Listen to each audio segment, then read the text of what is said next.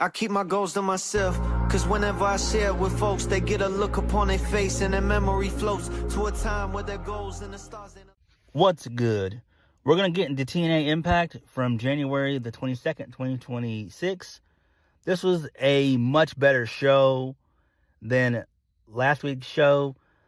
Last week's show was abysmal. It was absolutely pathetic.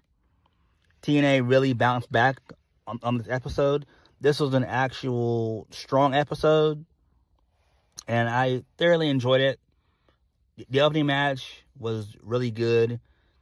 Cedric Alexander versus Moose, that was solid. And the main event, Jeff Hardy versus Mustafa Ali, that was solid as well. So I did enjoy that.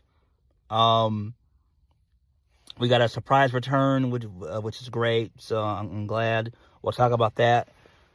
Trey Miguel is back with TNA, so we will definitely go into that and talk about it. But before we get into the review, the ratings for the AMC premiere are in, and TNA ended up doing 173K, which is fine. That makes sense. It's better than Access TV.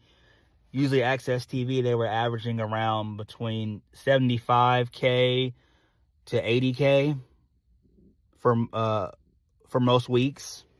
So this is a much better number.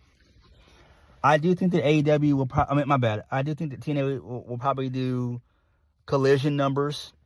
So TNA will be competing with AEW, but it won't be Dynamite. It'll be, Collision, right? So there's that. And Collision, no one really even watches Collision. It's just a nothing burger. It's just there just to be there. Like, I have not watched Collision in probably, honestly, well over 2 years. So, ever since CM Punk left, I have not watched Collision, really. I think I ended up watching Kenny Omega versus MJF. That's the only match I ended up watching from Collision. But that was, about over a year ago, I think? So, there's that. But this was a strong show. Let's go ahead and get into it. For whatever reason, Carlos Silva kicked off the show. He just talked about what happened last week and how he's pleased with the TNA talent and everything, and it's and the sky's the limit for TNA, basically. That's all he basically said. Moving on, this leads us into the first match of the night. Cedric Alexander defeats Moose via a roll-up, so he pins Moose clean, which is fine. So I do like that. Moving on from that, this leads us into Mike Santana. For whatever reason, he didn't kick off the show, which is not smart from TNA. TNA, Pro Wrestling 101. You always kick your show off with your world champion. You always do that. You always do it. I have no idea why they didn't do it. The first thing that we should have saw was Mike Santana. Even though his promo was not long, the first thing we should have saw is Mike Santana. WWE nor AEW would have made this mistake. We would have seen Drew McIntyre or CM Punk.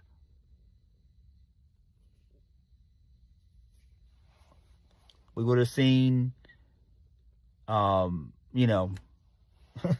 come on. We would have seen MJF and AEW. So, get with it, please.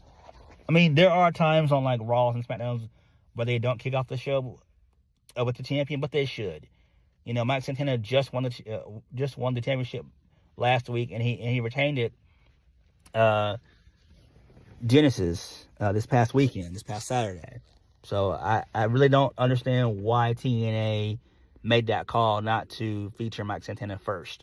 That's the first thing we should have seen. But that's just me. That's just me just nitpicking. Moving on. So Mike Santana, he basically played a voicemail of his pops before he passed away. So Mr. Santana told his son 3 things. 1, he earned his way here. 2, he deserves to be here. And 3, he belongs here. So Mike Santana talked about rebuilding himself from the ashes of injury, addiction, and depression to taking the top spot in TNA. The journey wasn't perfect, but when he fell, he picked himself up and kept fighting. Now he's the guy. Mike Santana has earned it. He deserves it, and he belongs here. So really good stuff. I do like that. He's also keeping his eyes out for Nick Namath, and he's also keeping his eyes on the Feast or Fired. So that's back, and that's really good. So really good stuff there. I like it. I really do. Moving on from that, Mustafa Ali was backstage with Gia Miller. He politely told her to shut up in the backstage interview. He said that the Hardys are not the goats. They are sheep, and Mustafa Ali will be their shepherd. In Ali we trust. Okay, that is fine there. Moving on.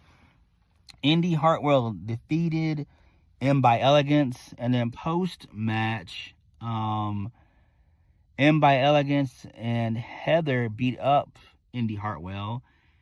Ash got shoved by M for whatever reason, and then Ash, she got into a fighting stance, so the drama was high.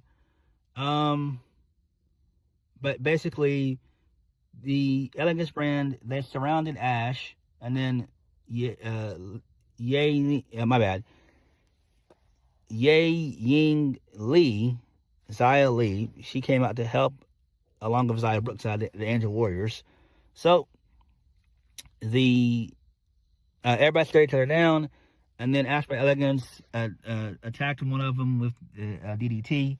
So Ash basically said that she's back. So that's fine. So this is great. Ash by Elegance, I guess, is cleared, which is a blessing. I think she got, my bad. I think she had to relinquish the Knockouts title. Was that back at Summerversary? I think it was back at Summerversary. I know it wasn't at Rebellion, but it was definitely at Summerversary. I think. I can't remember. Damn it. I can't remember. But I'm thinking, I'm thinking she relinquished it back at Summerversary. So that was basically 6 months ago. So thankfully, she's fine. She probably more than likely had a concussion. That's what I'm willing to bet. I'm willing to bet money on it that she had a concussion. And those are things that you don't fuck around with. You can't take those things lightly. So that's fine. So I'm glad that she's back. I really am glad that she's back. So hopefully she can, stay healthy and whatnot, because a concussion is no joke. It's no joke at all. So moving on, we go backstage. So Ash cheered about the plan working.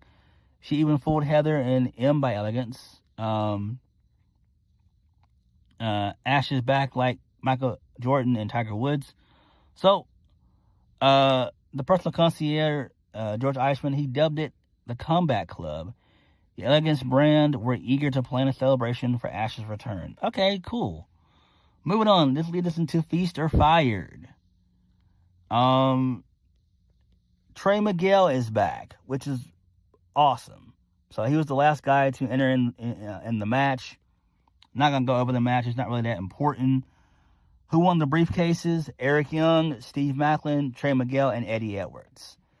So how Feast or Fired works is usually 3 get a title shot, the world title, the international title, and the exhibition title. And the 4th guy, he gets the boot. He gets fired. He gets terminated. So, yeah. Trey Miguel being back is great. Mike Henderson said on commentary that Trey, signed a multi-year deal and that he's exclusively back for TNA, which is great. So, we know that Trey Miguel is going to get a championship opportunity. He's not going to get fired. I think they're going to probably also give an opportunity to Steve Maclin. So they're pushing Steve Maclin. They have no choice but to push Trey Miguel because he got fucked over. And they're pushing the system, so they're not going to fuck over Eddie Edwards either. So the only odd man out is going to be Eric Young. Eric Young is getting fired, and I'm happy for it. again, it's time for TNA to move the fuck on from Eric Young. Enough is enough. They got rid of Sami Callihan. They need to also get rid of Frankie Kazarian. I think they're probably going to end up getting rid of Eric Young and making him a producer, which makes sense. It's the same thing that needs to happen to Moose and Brian Myers and Eddie Edwards, but they're still using those guys. They're still using the system. But Eric Young is going to be the odd man out. Now, I'm hoping that Trey Miguel gets a shot at the X Division Championship. Maybe he ends up losing that opportunity. And then I'm thinking what they're probably going to end up doing with Trey is they're probably going to end up having him maybe lose to Leon Slater, build back some momentum, ask for a rematch maybe at like either Rebellion or maybe even Slammiversary. Trey Miguel wins it at Slammiversary. He's X Division champion for a couple of months. He cashes in option C, and he wins the world title at Bound for Glory. I think that's what they're going to end up doing. They're going to end up making Trey Miguel world champion. I think that's what they're going to end up doing with him being back. He's not just going to sit in the mid card. Again, he was fucked over by AEW royally, and it was disrespectful and foul. So TNA has no choice but to push Trey Miguel. They've got no choice. They have no choice. And I think Trey Miguel being world champion, I'm all here for it. I'm down for it. Trey's been loyal to TNA. TNA came back and they were loyal to him when he needed them the most, and they didn't fail him. They had his back. And so I respect that. I really do. He gets a second lease on life. He gets redemption. And it's a beautiful thing. It's a beautiful thing. So, Trey Miguel is going to be world champion. I'm predicting it now. He's going to be world champion. I'm down for it. I think Maclin is probably going to end up getting the international title shot. Eddie Edwards probably going to get the world title shot, and Trey's probably going to get the international title shot. So, there's that. All right. So moving on from that. This leads us into some backstage stuff involving Nick Namath. So he approaches Mike Santana. He warned that emotional champions don't last long. Nick Namath called a shot, and he'll win the world title. And how will Mike Santana be able to look at his daughter after that? And then they begin to brawl. So security broke it up. So I do like that. So Nick Namath, he comes back to the locker room. He is pissed off at BDE for playing video games in the back instead of watching the show to learn. So BDE, he ran off at the mouth. And then he challenged Nick Namath to a match next week. Okay, that's fine there. Moving on. This leads us into Elena Black. She is back. She cut a short little promo. She said she's the only one to pay attention to in the Knockouts division. She's the only one to get headlines, and she's the only one that matters.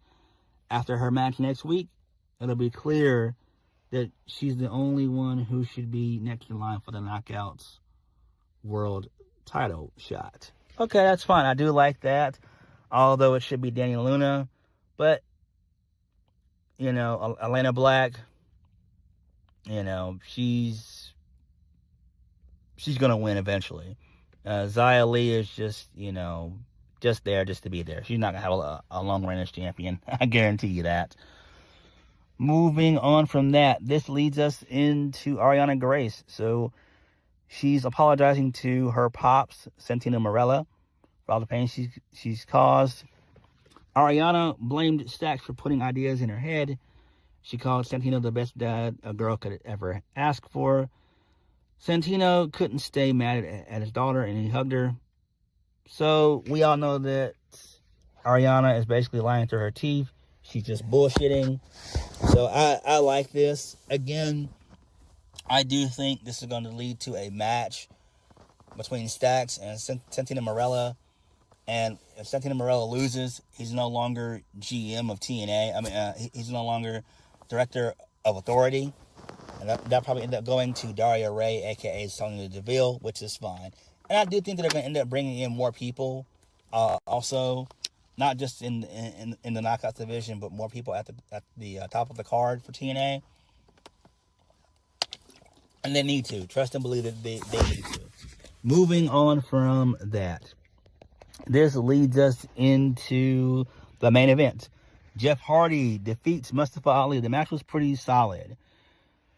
Both guys were able to kick out each other's finishers, which was insane. I'm surprised that Jeff Hardy kicked out of the 450 and Mustafa Ali kicked out of the Swanton Bomb. So, order 4, they got involved. Matt Hardy fought them off into the back. And then Elijah came out to cost Mustafa Ali the win. Jeff Hardy ends up hitting the Twist of Fate, followed by the Swanton Bomb for the 1, 2, 3. Okay, that's fine there. Moving on. So this leads us into the Righteous. They were backstage. They said it felt beautiful to lose to the Hardys at Genesis. The Hardys were already great, and Vincent wants to elevate them even greater. What the hell? What kind of shit is this? Clearly, they are still continuing this boring feud. I'm not interested in it at all. This is lame as fuck. Moving on. Closing segment of the evening. So JDC, he announces his replacement. He thanked the fans for, as he heads into retirement. And he's picked his replacement. He's handpicked him, and it's Bear Bronson. So, Bear Bronson trained under Brian Myers. So, Brian Myers was happy about that. So, the System, they hugged it out. And Eddie Edwards ended up low-blowing JDC. Then Brian Myers and Bear Bronson attacked Moose. And then Cedric Alexander came out with a steel chair. So it was all a ruse. Cedric then attacked Moose with a steel chair. And Eddie Edwards said that they're replacing 2 members of the System. Moose is out, and Cedric Alexander is in. So, whatever. Like, what does this mean here? And then Alicia Edwards, she's looking like dumbfounded and stuff. So it's kind of weird what they're doing. I don't know why they're doing this. I don't know why they're still pushing the System. It's odd to me. It really, truly is. But I'm kind of here for it. Bear Bronson is a young guy. He's just 30, and I like that. And Cedric Alexander, I kind of figured they would turn him heel anyway. I think he was heel when him and Moose feuded in Ring of Honor years ago. I think he was heel then. So I do like that. So that's really good. But why are we still doing this shit with the System? The System, when they were first introduced, I believe that was back in 2023 or 2024. No, my bad. 2023. So the System were heels when they first started, and now they're baby faces for like a few months, and then now they're back to being heel. I don't know. I don't really care about this. This is fine, I guess. So yeah, but all in all, this is a pretty good show. Feast or Fire was pretty cool. Trey Miguel winning one of the briefcases is the right call. Same thing with Steve Maclin and Eddie Edwards. Clearly, Eddie Edwards is going to get the world title shot to go up against Mike Santana. He'll fail probably, and then they'll probably end up replacing Eddie Edwards maybe. I don't know. They probably will. So, Eric Young more than likely will get fired. So, there's that. I'm trying to think. When are they going to do the matches? The title matches? Will that be live? Will that be taped? I don't know. But all in all, this is a pretty good episode of TNA. It really was. I enjoyed most of it. I like what they're doing. TNA, in my opinion, has bounced back. And I'm here for it. What did you guys think of TNA? Like, comment, subscribe. Peace.